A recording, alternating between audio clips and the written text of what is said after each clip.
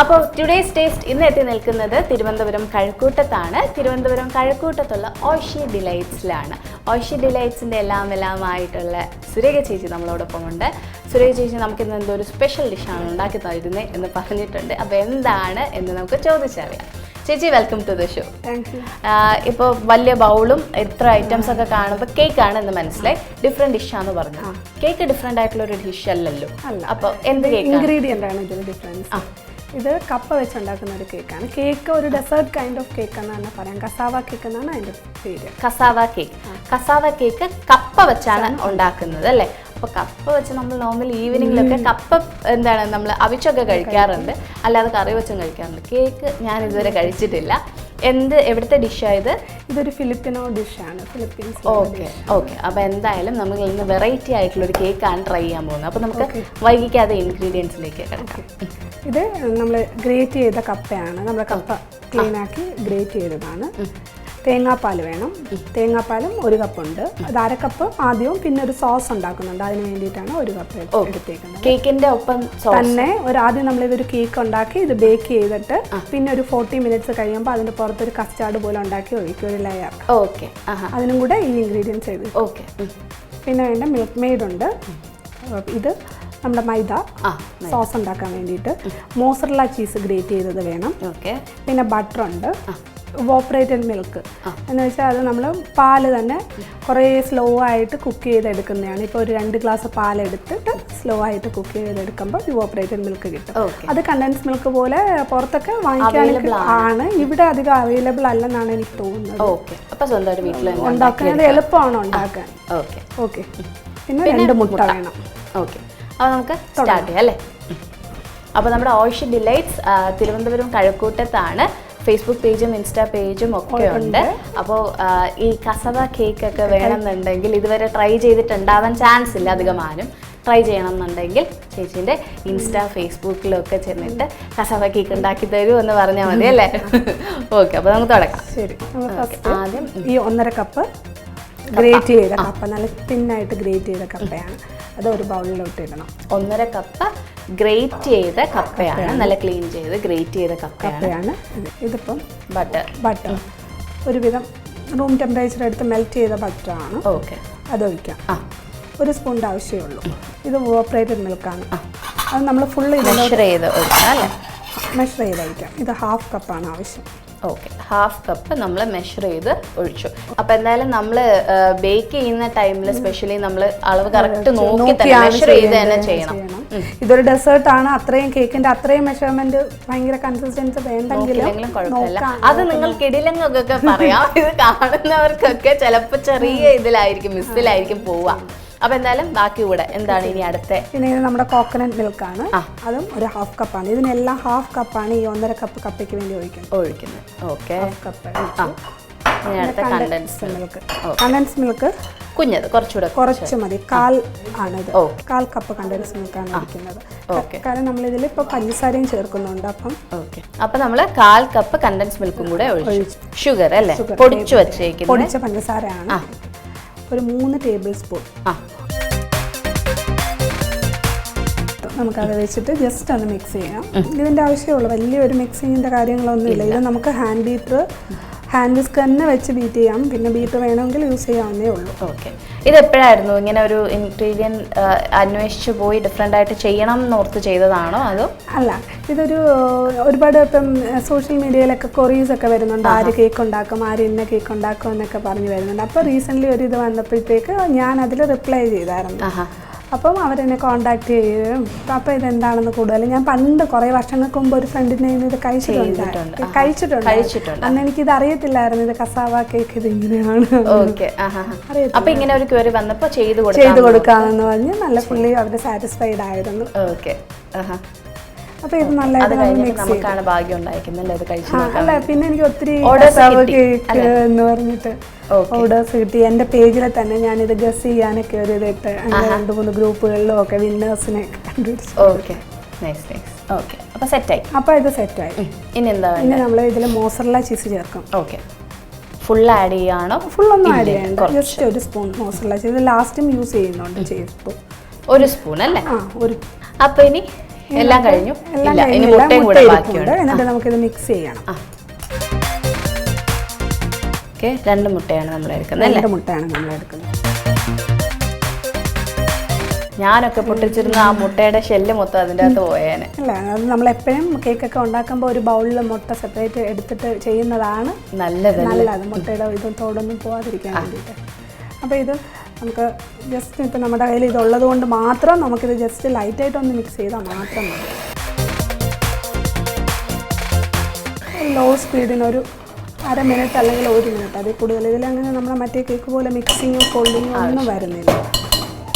Okay, അപ്പോൾ നമ്മുടെ batter സെറ്റായി. ഓക്കെ, ഇതിനെ നമ്മൾ എത്ര നേരം പ്രീ ഹീറ്റ് ചെയ്യേണ്ടതാണ്? നമ്മുടെ ഒരു 10 മിനിറ്റ് 180 ഡിഗ്രിയിൽ പ്രീ ഹീറ്റ് ചെയ്ത ഓവനിൽ ഇത് 40 മിനിറ്റ് ബേക്ക് ചെയ്യണം. 35 to 40 മിനിറ്റ് ബേക്ക് ചെയ്യണം. അത് ബേക്ക് ചെയ്തുകൊണ്ടിരിക്കുമ്പോൾ തന്നെ നമ്മളൊരു സോസ് ഉണ്ടാക്കി ഈ ബേക്ക് ചെയ്തപ്പോൾ അതിൻ്റെ പുറത്തൊഴിച്ചിട്ട് പിന്നെ ഒരു 10 മിനിറ്റ്സ് ചെയ്തിട്ട് ഇനി എടുക്കാം. ഓക്കെ, അപ്പോൾ നമുക്ക് ഇതൊന്ന് വയ്ക്കാം. ഓക്കെ, ഇത് നമ്മൾ ഗ്രീസ് ചെയ്യേണ്ട ആവശ്യമില്ല. ഇത് സാധാരണ നമ്മൾ എല്ലാ പാൻ കേക്കിനൊക്കെ ചെയ്യുന്നത് കണക്ക് ഗ്രീസ് ചെയ്തതാണ്. ഓക്കെ, ഗ്രീസ് ചെയ്തിട്ടുണ്ടല്ലേ? പാസ്മെന്റ് പേപ്പർ ഇട്ടതാണ് ഇത്. ഓക്കെ, അപ്പോൾ നമ്മൾ ഇതിലേക്ക് ഇനി നമ്മുടെ ബാറ്ററിന് ഒഴിക്കാം. ബാറ്റർ നമുക്ക് ഒഴിക്കുമ്പം നമുക്ക് ഇത് ഓൾറെഡി മിക്സ്ഡ് ആണ്. നമുക്കിത് ഇത് വെച്ച് ഒഴിക്കുന്നതാണ് നല്ലത്. ഇതൊരു 6 ഇഞ്ച് പാനാണ്. ഇതിനേക്കാളും കൂടുതലുണ്ട് ഈ ബാറ്റർ.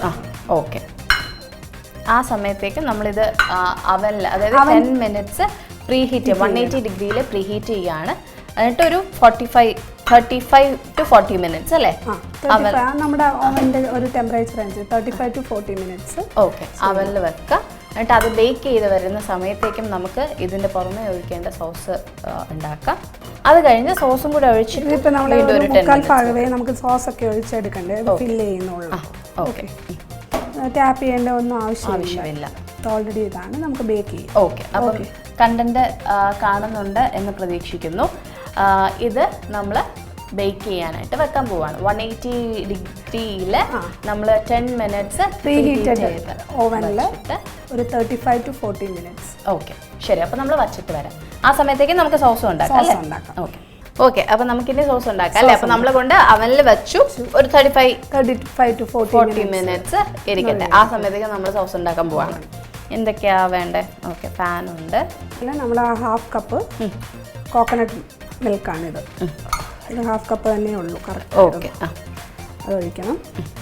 പിന്നെ കണ്ടൻസ്ഡ് മിൽക്ക് വേണം. നമുക്ക് ആക്ച്വലി സോസ് ഉണ്ടാക്കാനും വേറെ ഇൻഗ്രീഡിയൻസിൻ്റെ ആവശ്യമില്ല. ഈ ഇൻഗ്രീഡിയൻസ് തന്നെയാണ്. ഇതൊരു 1/4 കപ്പാണ് കണ്ടൻസ്ഡ് മിൽക്ക് ഒഴിക്കുന്നത്. നിറയെ മധുരവും നല്ല മധുരവും റിച്ച് ആയിട്ടുള്ള ഒരു ഡെസേർട്ട് ആണ്. നമ്മളെ നേരത്തെ ഇവാപ്പറേറ്റഡ് മിൽക്ക് ഉണ്ട്, അതും 1/2 കപ്പ്. ഓക്കെ,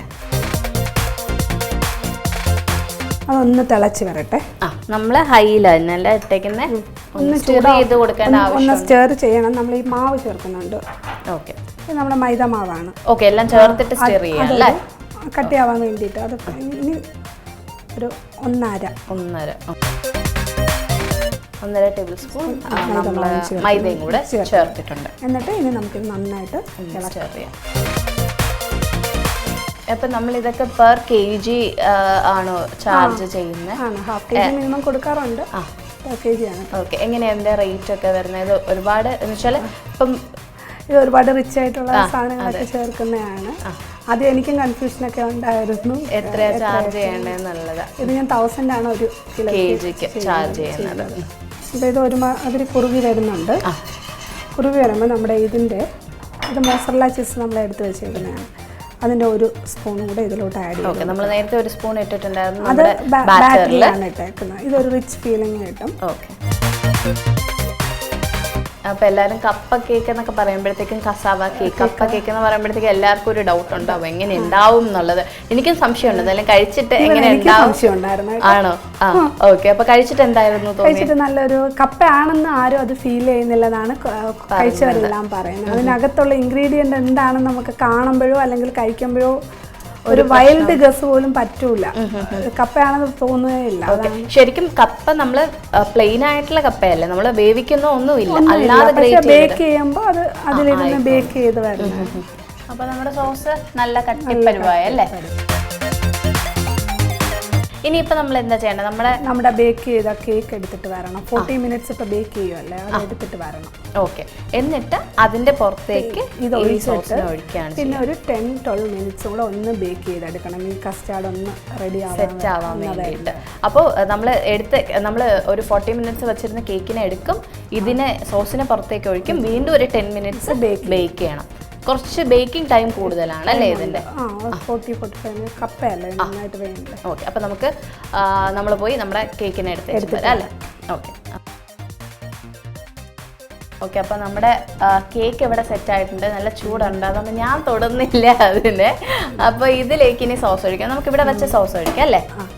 ഓക്കെ, ഇനി ഇത് കഴിഞ്ഞിട്ട് നമുക്ക് വീണ്ടും ഒരു 10 to 15 മിനിറ്റ്സ് ബേക്കിംഗ് ടൈം ഉണ്ട്. അപ്പം ഈ ഒരു സംഭവത്തിനെ നമ്മൾ 10 to 15 മിനിറ്റ്സ് വച്ചിട്ടാണ് നമ്മൾ ടേസ്റ്റ് ചെയ്യാൻ പോകുന്നത്. അപ്പോൾ അതുകൂടെ കഴിഞ്ഞിട്ടാണ് എൻ്റെ റോള് വരുന്നത്.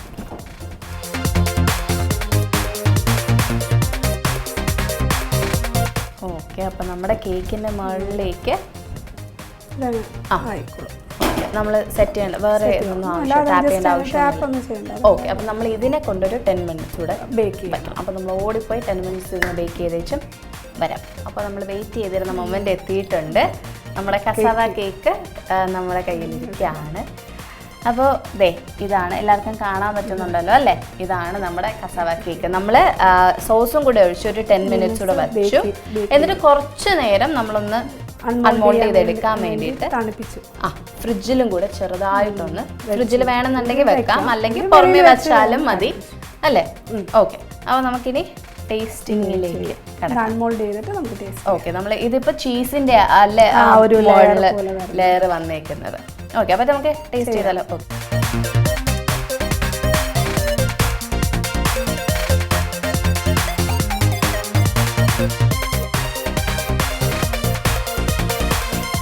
അപ്പോൾ നമ്മുടെ കസാവ കേക്ക് ഇവിടെ നമ്മൾ ചേച്ചി അൺമോൾഡൊക്കെ ചെയ്തതേ വച്ചിട്ടുണ്ട്. നല്ല മണം വരുന്നുണ്ട് അല്ലേ?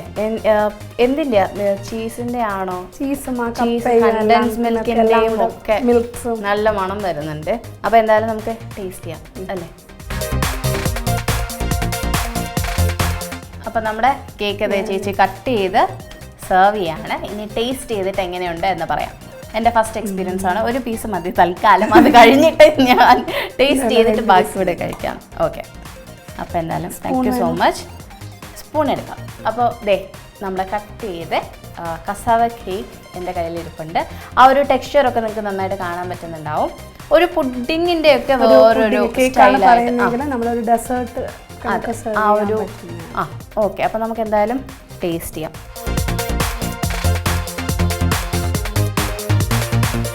ശരിക്കും കപ്പയാണെന്ന് പറയത്തേ ഇല്ല, കിടിലമായിട്ടുണ്ട്.